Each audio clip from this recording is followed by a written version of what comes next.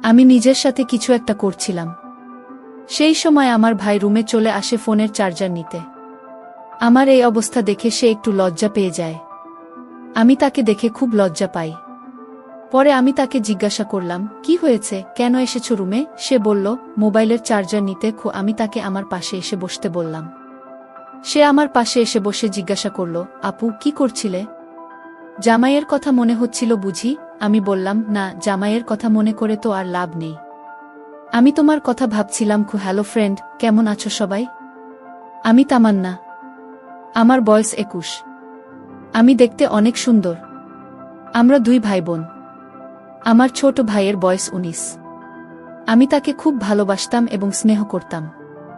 আমার বিয়ের আগে আমি তার সাথে অনেক সময় কাটিয়েছিলাম। সে দেখতে সুন্দর হওয়ায় আমি তার প্রতি দুর্বল ছিলাম, কিন্তু তা কখনো প্রকাশ করিনি। মনে মনে অনেকবার চেয়েছিলাম তার সাথে ঘনিষ্ঠ হতে এবং তার কাছ থেকে ভালোবাসা পেতে, কিন্তু কখনো সাহস হয়নি বলার। কিছুদিন পরে আমার বিয়ে হয়ে যায় এবং আমি শ্বশুরবাড়ি চলে যাই। সেখানে সংসার শুরু করি। আমার স্বামী আমাকে অনেক ভালোবাসত। কিছুদিন পর তার আচরণে তার এক পরিবর্তন লক্ষ্য করি। সে আর আগের মতো আমাকে ভালোবাসে না।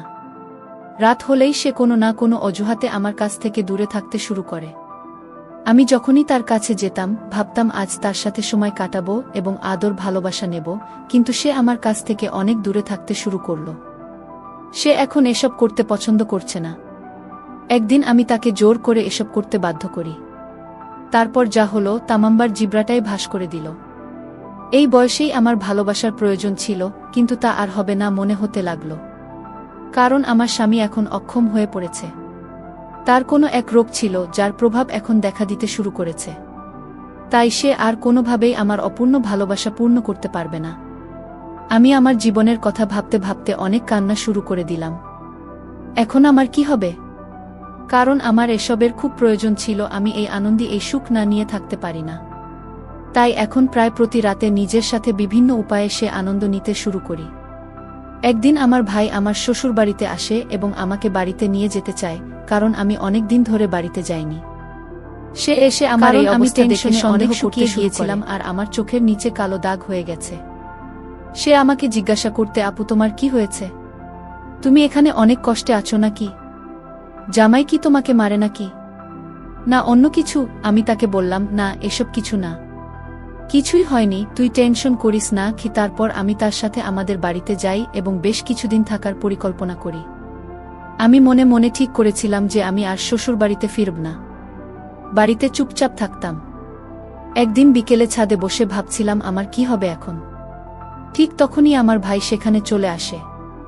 আমার কান্না দেখে সে আমার পাশে বসে আমার চোখের জল মুছে দেয় আর আমার হাত ধরে জানতে চায় কি হয়েছে। আমি লজ্জায় কিছু বলতে পারছিলাম না।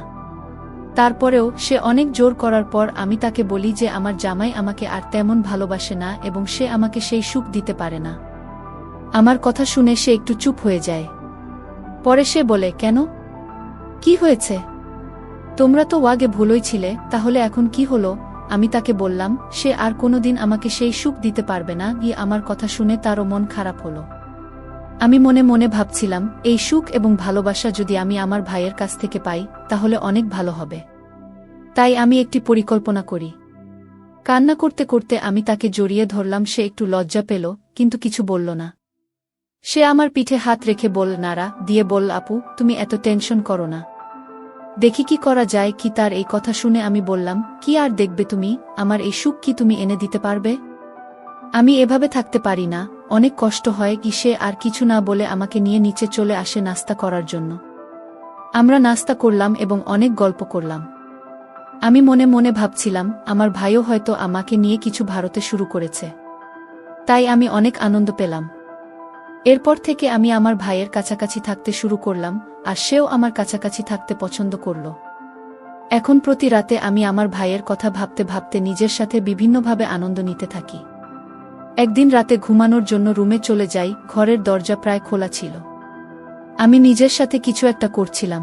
সেই সময় আমার ভাই রুমে চলে আসে ফোনের চার্জার নিতে। আমার এই অবস্থা দেখে সে একটু লজ্জা পেয়ে যায়।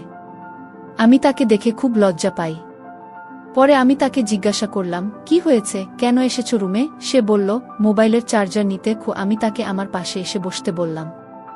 সে আমার পাশে এসে বসে জিজ্ঞাসা করল, আপু কি করছিলে?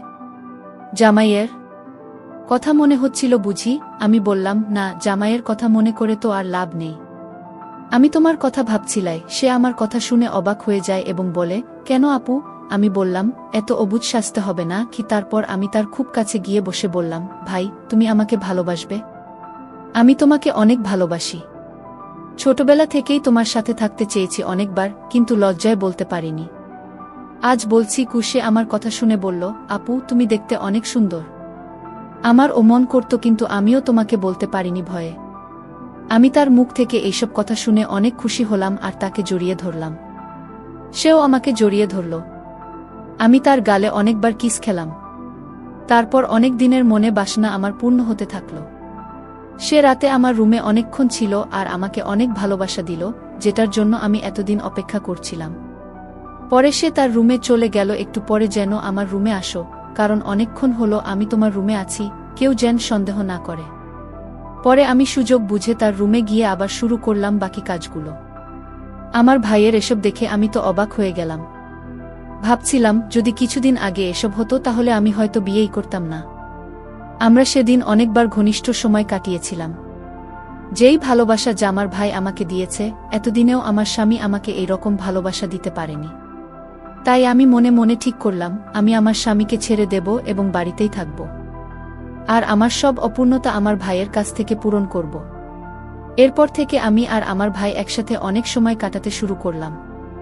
আমরা অনেক গোপনে এই সম্পর্কটা চালাতে লাগলাম, কারণ কেউ যদি এই সম্পর্কের কথা জানতে পারে তাহলে অনেক খারাপ মন্তব্য করবে।